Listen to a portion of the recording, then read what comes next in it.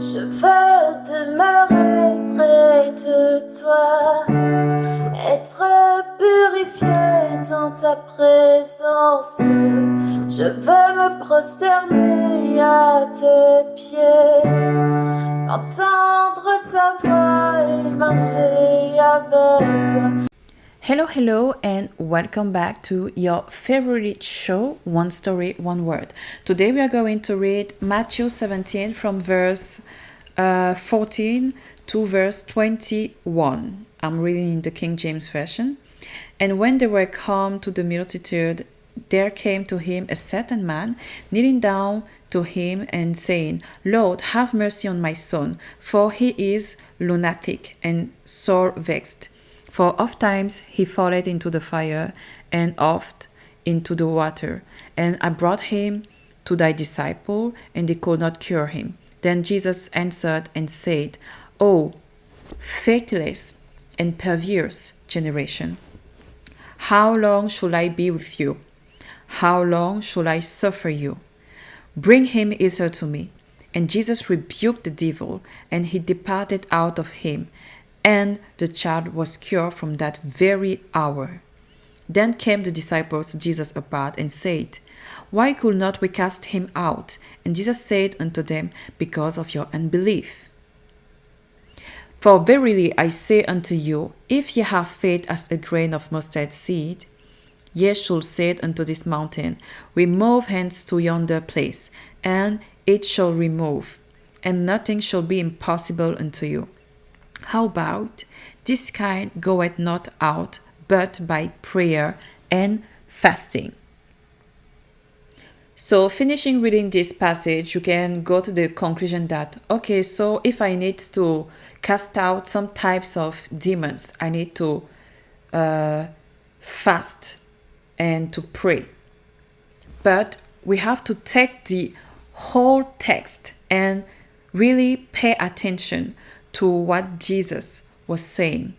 First of all, he talks about faithless people. Second, perverse people. That's what he is reproaching them.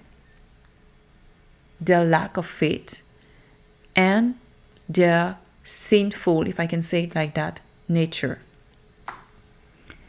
And secondly, he's telling them that the reason why they were not able to cast him out was because of their unbelief. And also think about this passage in Matthew 9 from verse 14 to verse 15, when the disciple of John and some Pharisees came to Jesus asking about fasting, and they were like, why your disciples are not fasting? Because it was a common practice when you are the disciples of someone, whether it was John or the Pharisees, it was common. And they were just wondering why it was not an habit. And Jesus answered them saying that, can the children of the bride chamber mourn as long as the bridegroom is with them? But the days will come when the bridegroom shall be taken from them, and then shall they fast. So Jesus is the bridegroom, and he is with the disciples.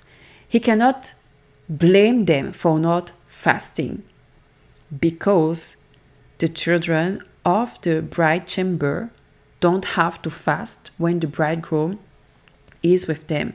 So he was not blaming them for not fasting and telling them, because you are not fasting, you cannot cast out this demon. He was explaining them how they will be able to grow their faith. And to do that, they needed prayer and fasting. So when Jesus is saying that, oh, this kind goeth not out but by prayer and fasting, he is not talking about the demons. He is talking about their unbelief. So to be able to cast out some kinds of demon, you need to grow your faith. But to grow that faith, you need to have a prayer life and a fasting life. Prayer and fasting are not directly linked to the ability to cast out demon. But prayer and fasting are directly linked to growing your faith, which will help when you have some kind of demons in front of you. Praying and fasting is there to help you to remove unbelief and perversion from your heart. I hope that this is going to encourage you to really have a prayer life, a fasting life, whether you are at school, at home, in holidays, whether you are driving your car, taking a shower for 5 minutes, 1 hour, fasting 1 day, 3 days, 7 days, 21 days, 40 days. It is the life of a disciple. Right now, the bridegroom is not physically with us, so we are supposed to have that discipline as disciples in our life.